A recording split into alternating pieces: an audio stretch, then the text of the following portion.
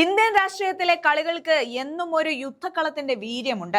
അടവുകളും തന്ത്രങ്ങളും വാഗ്വാദങ്ങളും നിറഞ്ഞ ഒരു പോരാട്ടം. എന്നാൽ കഴിഞ്ഞ ഏതാനും ആഴ്ചകൾ കേരളത്തിലെ കോൺഗ്രസ് രാഷ്ട്രീയത്തിൽ അരങ്ങേറിയത് ഒരു യഥാർത്ഥ മഹാഭാരത യുദ്ധത്തിന് സമാനമായിരുന്നു എന്ന് പറഞ്ഞാൽ അതിശയോക്തിയില്ല. ഈ യുദ്ധഭൂമിയിൽ കരുത്തരായ രണ്ട് യോദ്ധാക്കളുണ്ട്. പ്രതിപക്ഷ നേതാവ് VD സതീശനും AICC ജനറൽ സെക്രട്ടറി KC വേണുഗോപാലും. അവർ തങ്ങളുടെ നിലപാടുകളിൽ ഉറച്ചുനിന്നു. എന്നാൽ ഇതിനിടയിൽ ഒരു സൂപ്പർ താരത്തെ പോലെ വെറും 48 മണിക്കൂർ കൊണ്ട് ശശി തരൂർ എന്ന നേതാവ് ഈ രാഷ്ട്രീയ കളത്തിന്റെ ഗതി തന്നെ മാറ്റിമറിച്ചു. അതായത് സംഭവങ്ങളുടെ തുടക്കം കുറിക്കുന്നത് ശശി തരൂർ കേരളത്തിൽ നടത്തിയ ചില പരിപാടികളും അദ്ദേഹത്തിന്റെ സൗഹൃദ സന്ദർശനങ്ങളും വലിയ ചർച്ചയായതോടെയാണ്. തരൂരിനെ ചുറ്റിപ്പറ്റി നടന്ന ചില നീക്കങ്ങളെയും കോൺഗ്രസ് നേതൃത്വത്തിന്റെ അറിവില്ലാതെ ചില വേദികളിൽ പങ്കെടുത്തതിനെയും പാർട്ടിയിലെ ഒരു വിഭാഗം സംശയത്തോടെ കണ്ടു. പാർട്ടിക്കുള്ളിൽ ഒരു പുതിയ ഗ്രൂപ്പിസം ഉണ്ടാക്കാനുള്ള ശ്രമമാണോ ഇതെന്ന ചോദ്യം ഉയർന്നു. ഇവിടെയാണ് നമ്മുടെ യോദ്ധാവായ VD സതീശൻ തന്റെ നിലപാട് വ്യക്തമാക്കിയത്. ഒരു പ്രതിപക്ഷ നേതാവ് എന്ന നിലപാടിൽ പാർട്ടിയുടെ അച്ചടക്കവും ഐക്യവും സതീശന് ഏറ്റവും പ്രധാനമായിരുന്നു. തരൂരിന്റെ പ്രവർത്തനങ്ങൾ പാർട്ടിയുടെ കെട്ടുറപ്പിന് വിരുദ്ധമാവരുത് എന്ന് അദ്ദേഹം കർശനമായ നിലപാടെടുത്തു. പാർട്ടി ഒരു വ്യക്തിയുടെ താല്പര്യങ്ങൾക്ക് വഴങ്ങുന്ന പ്രസ്ഥാനമല്ല എന്നൊരു ശക്തമായ സന്ദേശം നൽകാൻ സതീശൻ ശ്രമിച്ചു. തരൂരിന്റെ ചില ശൈലികൾ കോൺഗ്രസിന്റെ പ്രവർത്തന രീതികളുമായി ഒത്തുപോകുന്നില്ല എന്ന സൂചനകളും സതീശൻ നൽകി. പാർട്ടി നേതൃത്വത്തിന്റെ അനുമതിയില്ലാതെ ഇത്തരം പരിപാടികളിൽ പങ്കെടുക്കുന്നത് ശരിയായ നടപടിയല്ല എന്നും അദ്ദേഹം തുറന്നു പറഞ്ഞു. ഇത് ഒരു വാക്പോരിന്റെ ആരംഭം കുറിച്ചു. പിന്നീട് കളത്തിലേക്ക് കടന്നു വരുന്നത് AICC ജനറൽ സെക്രട്ടറി KC വേണുഗോപാലാണ്. ദേശീയ തലത്തിൽ കോൺഗ്രസിന്റെ സംഘടനാ ചുമതലയുള്ള KC ഒരുപക്ഷെ ഏറ്റവും കൂടുതൽ സമ്മർദ്ദത്തിലായിരുന്ന വ്യക്തിയാണ്.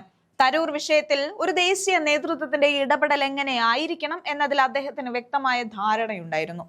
പാർട്ടിക്കുള്ളിലെ ജനാധിപത്യം അനുവദിക്കുമ്പോഴും അച്ചടക്കം പ്രധാനമാണെന്ന് അദ്ദേഹം ഓർമ്മിപ്പിച്ചു. ഒരേ സമയം സതീശന്റെ നിലപാടുകളെ പിന്തുണച്ചുകൊണ്ടും അതേസമയം തരൂരിനെ പൂർണ്ണമായി തള്ളിപ്പറയാതെയും ഒരു സന്തുലിതാവസ്ഥ നിലനിർത്താൻ KC ശ്രമിച്ചു. തരൂർ ഒരു വിലപ്പെട്ട ആസ്തിയാണെന്നും എന്നാൽ ചില ശൈലീപരമായ മാറ്റങ്ങൾ ആവശ്യമാണെന്നുമാണ് KC പറഞ്ഞത്. ഈ രാഷ്ട്രീയ യുദ്ധകളത്തിലെ ഒരു നയതന്ത്രപരമായ നീക്കമായിരുന്നു അത്. ഒരു വശത്ത് അച്ചടക്കം ഉറപ്പാക്കുക, മറുവശത്ത് ഒരു പ്രമുഖ നേതാവിനെ അകറ്റി നിർത്താതിരിക്കുക. ഇതിനിടയിലാണ് വയനാട്ടിൽ നടന്ന ലക്ഷ്യ നേതൃ ക്യാമ്പ് എന്ന നിർണായകമായ 48 മണിക്കൂർ വന്നെത്തുന്നത്. ഇവിടെയാണ് നമ്മുടെ ശശി തരൂർ നിറഞ്ഞാടിയത്. നേരത്തെ ചില ഭിന്നതകളുടെയും അകൽച്ചകളുടെയും സൂചനകൾ ഉണ്ടായിരുന്നെങ്കിലും ലക്ഷ്യ ക്യാമ്പിൽ തരൂർ സജീവമായി പങ്കെടുത്തു. അദ്ദേഹത്തിന്റെ സാന്നിധ്യം തന്നെ പല അഭ്യൂഹങ്ങൾക്കും വിരാമമിട്ടു. KC വേണുഗോപാലും VD സതീശനും മറ്റു പ്രമുഖ നേതാക്കളും ഒരേ വേദിയിൽ തരൂരിനോടൊപ്പം അണിനിരന്നു. ഈ 48 മണിക്കൂറിൽ തരൂർ തന്റെ നിലപാടുകൾ വ്യക്തമാക്കുകയും പാർട്ടിയുടെ ഐക്യത്തിന് താൻ പ്രതിജ്ഞാബദ്ധനാണെന്ന് ഉറപ്പുവരുത്തുകയും ചെയ്തു.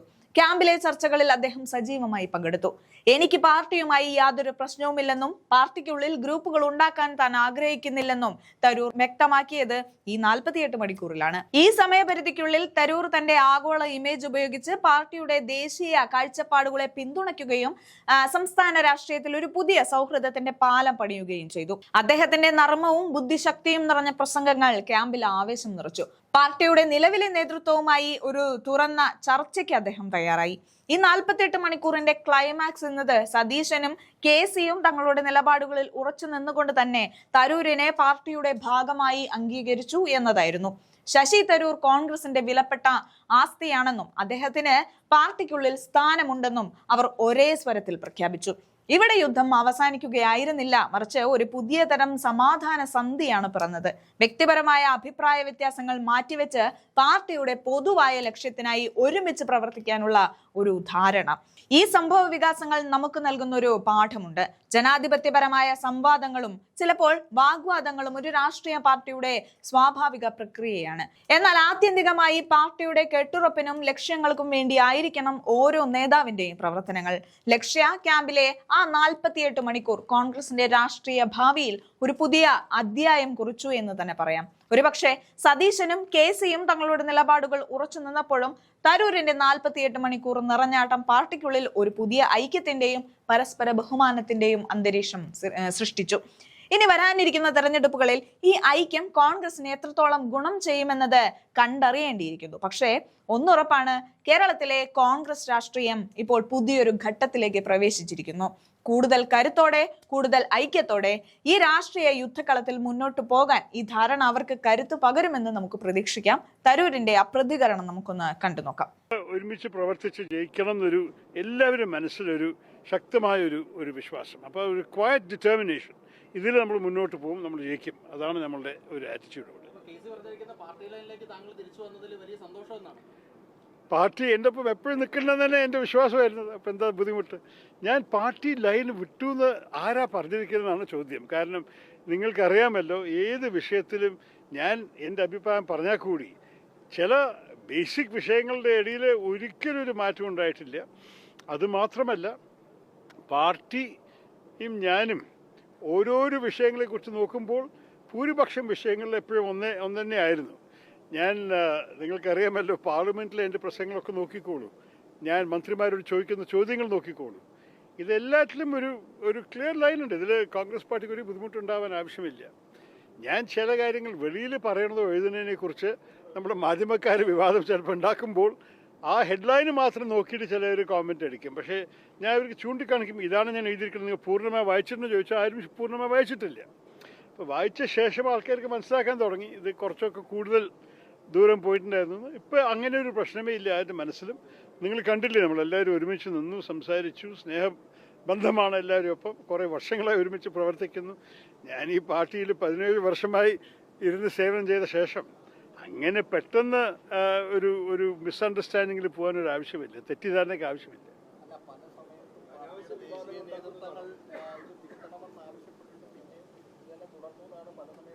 അല്ല, നമ്മളുടെ പാർട്ടി ഒരു ജനാധിപത്യ പാർട്ടിയാണ്. ഞാൻ ദേശീയ നേതൃത്വത്തിന് വേണ്ടി മത്സരിച്ചു, തോറ്റു, അതോടെ ആ കഥ കഴിഞ്ഞു. പക്ഷെ അതിൽ ഞാൻ വലിയൊരു പ്രോബ്ലം കാണുന്നില്ല.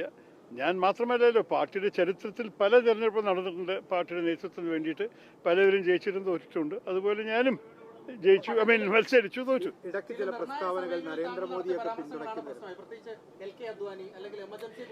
എൽ കെ അദ്വാനിയുടെ വിഷയം ആർക്കാണ് പരാമർശം ചെയ്തിരിക്കണമെന്നാണ് ചോദ്യം. കാരണം ഞാൻ അദ്ദേഹത്തിന് ഇങ്ങനെ ഒരു 98 വയസ്സായ മനുഷ്യൻ്റെ പിറന്നാളും ഞാൻ മര്യാദ കാണിച്ചത് മാത്രമേ ഉള്ളൂ. രാഹുൽ ഗാന്ധിജി തന്നെ നിങ്ങൾ സ്വാമിഹം ആദ്യം നോക്കിക്കോളൂ, എല്ലാ വർഷവും അദ്ദേഹത്തെ പിറന്നാൾ ഇതേപോലെ ചെയ്യുന്നുണ്ട്. ഞാൻ ചെയ്തതിൽ വലിയൊരു അത്ഭുതമൊന്നും കാണാൻ ആവശ്യമില്ല. നമ്മളുടെ സാംസ്കാരിക രീതി അങ്ങനെയാണ്, നമ്മളുടെ കൾച്ചർ അങ്ങനെയാണ്. ഒരു പ്രായമുള്ള ഒരു വ്യക്തിയെ നമ്മൾ മര്യാദ പറയണം, ആ സ്നേഹം കാണിക്കണം, ആ ബഹുമാനം കാണിക്കണം. ആ സ്പിരിറ്റിൽ മാത്രമേ ഞാൻ ചെയ്തിട്ടുള്ളൂ. അതുപോലെ തന്നെ ആ ഒരേ ആഴ്ച എനിക്കറിയാം വേറെ വിവാദം ജനങ്ങൾ ഉണ്ടാക്കിയത്, ഞാൻ മോദിയെ പ്രേസ് ചെയ്തു എന്ന് പറഞ്ഞിട്ട്. ഞാൻ അദ്ദേഹത്തിൻ്റെ പ്രസംഗത്തിൽ ഉണ്ടായിരുന്നു, എല്ലാവർക്കും അറിഞ്ഞു ഞാൻ ആ വേദി ഇരിക്കണ്ടായിരുന്നു, ആ സദസ്സിൽ ഇരിക്കണ്ടായിരുന്നു. അപ്പോൾ ഞാൻ ആ പ്രസംഗത്തെ കണ്ടു, അതിനെക്കുറിച്ച് 2 വാചകം എഴുതി എന്താ അദ്ദേഹം പറഞ്ഞതെന്ന്. ഞാൻ എവിടെയാണ് അദ്ദേഹത്തിനെ പോർത്തിയത്, എവിടെയാണ് അതിലൊരു പ്രൈസ് കൊടുത്തത്, ഞാൻ തന്നെ ആൾക്കാരോട് പറഞ്ഞ് ചൂണ്ടിക്കാണിക്കാൻ. മാധ്യമക്കാരെ എൻ്റെ സാമൂഹ്യ മാധ്യമ പോസ്റ്റ് വായിച്ചു കഴിഞ്ഞാൽ നിങ്ങൾക്കറിയാം ഒന്നുമില്ല. പക്ഷേ എല്ലാവരും ഒരു ഹെഡ്ലൈൻ മാത്രം കണ്ടിട്ടാണ് നിങ്ങളുടെ കോമെൻറ്റ് അടിക്കുന്നത്. അതോടെ വലിയ വിവാദമായ ആൾക്കാർ മനസ്സ് മാറും. ഞാൻ എഴുതിയ കാര്യങ്ങളോ ഞാൻ പറഞ്ഞ കാര്യങ്ങളോ ശ്രദ്ധ വെച്ച് കേട്ട് അതിൻ്റെ ഒറിജിനൽ മനസ്സിലാക്കിയാൽ നിങ്ങൾക്ക് ഒരു ബുദ്ധിമുട്ടും ഉണ്ടാവില്ല, ഈ വിവാദങ്ങളുടെ ആവശ്യമുണ്ടാവില്ല.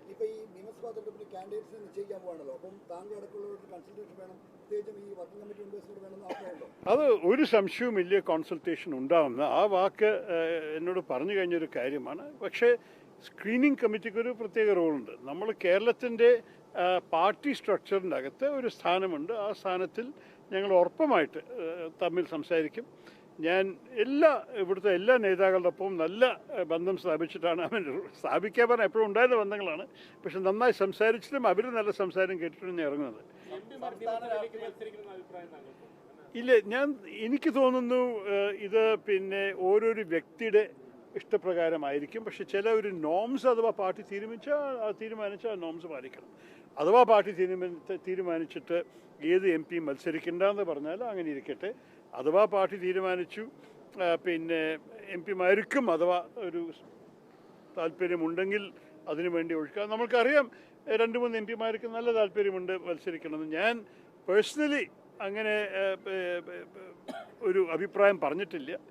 ഈ പ്രചരണത്തിൽ ഞാൻ എന്തായാലും ഇറങ്ങും. അതിനാണ് ഞാൻ എപ്പോഴും ചെയ്യാൻ തയ്യാറാണ്. സംസ്ഥാന രാഷ്ട്രീയത്തിലേക്ക് വരാനുള്ള താല്പര്യം, സംസ്ഥാന രാഷ്ട്രീയത്തിലേക്ക് സ്റ്റേറ്റ് പൊളിറ്റിക്സ്. അല്ല, മാധ്യമക്കാര് അവർ ജോലി ചെയ്യുക തന്നെയാണ്. ഞാൻ നിങ്ങളെ കുറ്റം പറയില്ല. ഞാൻ വലിയൊരു വിശ്വാസിയാണ് മാധ്യമ ഫ്രീഡം ഓഫ് ദി പ്രസ്സിൽ. പക്ഷെ ഒരു കാര്യം മനസ്സിലാക്കണം, മാധ്യമക്കാർ ഒരു 1000 വാക്കുകളുടെ ഒരു ആർട്ടിക്കിളിനെ എടുത്തിട്ട് അതിനെ ഒരു വാചകമായിട്ട് സമറൈസ് ചെയ്യുമ്പോൾ പല ന്യൂവാൻസും ഡീറ്റെയിലും അർത്ഥം നഷ്ടപ്പെട്ടു പോകുന്നുണ്ട്. പക്ഷേ മറ്റേവരെയാണ് ഞാൻ കുറ്റം പറയുന്നത്. അവർ നിങ്ങളുടെ ഹെഡ്ലൈൻ മാത്രം വായിച്ചിട്ടാണ് അവർ കോമെൻ്റ് അടിക്കുന്നത്. ഞാൻ എഴുതിയത് വായിച്ചിട്ടില്ല. അതാണ് എൻ്റെ പ്രശ്നം. അപ്പോൾ ഈ ചില വിവാദങ്ങൾ അനാവശ്യമായ വിവാദങ്ങളായിരുന്നു എന്നാണ് ഞാൻ ഇപ്പോഴും പറയുന്നത്. നോക്കൂ, ഈ അടുത്ത 3 മാസം ഞങ്ങൾ എല്ലാവരെയും കടമ ഇത് തന്നെയാണ്.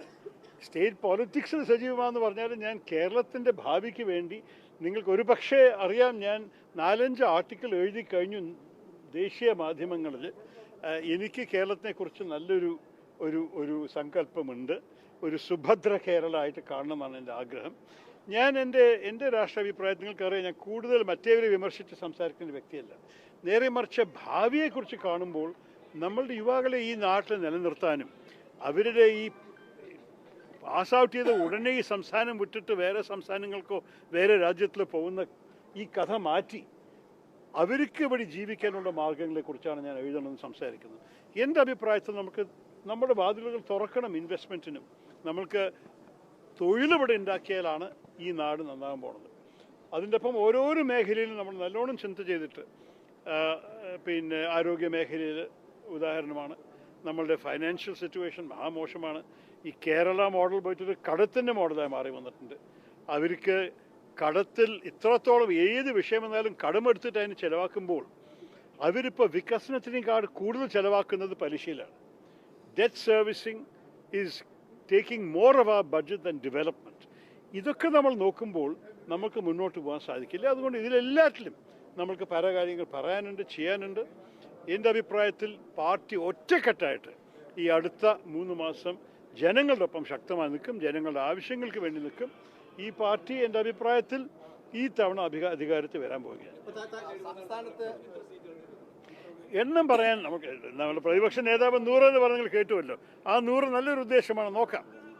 യൂണിവേഴ്സൽ കാഴ്ചപ്പാടുള്ള ഒരാളാണ്, നേതാക്കന്മാരെയൊക്കെ വളരെ ക്ലോസായി ഒബ്സർവ് ചെയ്യുന്ന ഒരാളാണ്. അതെ, പല നേതാക്കന്മാരും മുഖ്യമന്ത്രി സ്ഥാനത്തേക്ക് വരുമെന്ന് സാധ്യതകൾ സ്വാഭാവികമായി മാധ്യമങ്ങൾ. അത് നിങ്ങളല്ലേ പറയുന്നത്. അതിൽ പ്രതിപക്ഷ നേതാവ് വി ഡി സതീശനെ എങ്ങനെയാണ് കാണുന്നത്? ഈ മുഖ്യമന്ത്രി സ്ഥാനത്തേക്ക് ഏറ്റവും കൂടുതൽ സാധ്യത കൽപ്പിക്കപ്പെടുന്ന ഒരാളും കൂടിയാണ്. നോക്കൂ, നമ്മളുടെ പാർട്ടിയിൽ പലവർക്കും കഴിവുണ്ട്, പലവർക്കും ഓരോരോ വിധത്തിൽ ജോലികൾ ചെയ്യാനുള്ള കഴിവുണ്ട്. ഞാൻ ഇതിൽ ഇറങ്ങുന്നില്ല. ഒരു വ്യക്തിയെക്കുറിച്ച് പ്രത്യേകിച്ച് എല്ലാവരെയും നല്ലപോലെ ഇഷ്ടം, നല്ല ബഹുമാനമാണ്, നല്ല അവരുടെ ഓരോരോ ക്വാളിറ്റീസിനെ മനസ്സിലാക്കാൻ എനിക്ക് സാധിച്ചിട്ടുണ്ട്. അപ്പോൾ ഞാൻ അവിടെ വിടട്ടെ. മുഖ്യമന്ത്രി അർഹതമാവാൻ പലവരും ഉണ്ടാവാം. പക്ഷെ അവസാനത്തെ തീരുമാനം ഞങ്ങളുടെ പാർട്ടിയിൽ MLA-മാരുടെ അഭിപ്രായം കൂടി അംഗീകരിച്ചിട്ട് പാർട്ടി തീരുമാനിക്കും. ആ തീരുമാനത്തിൻ്റെ സമയം വരുമ്പോൾ നമ്മളെല്ലാവരും കാണാം. നന്ദി, ഓൾ ദി ബെസ്റ്റ്. ഒറ്റ കാര്യം, ഭാവിയിൽ സംസ്ഥാനത്ത് സജീവമാവോ? മാത്രമായി സജീവമാവെന്ന് പറയാൻ ബുദ്ധിമുട്ടാണ്. പക്ഷേ നമ്മുടെ പാർട്ടി പാർലമെന്റ് അംഗമാണല്ലോ, പാർലമെന്റ് സെഷനിൽ പോകണമല്ലോ.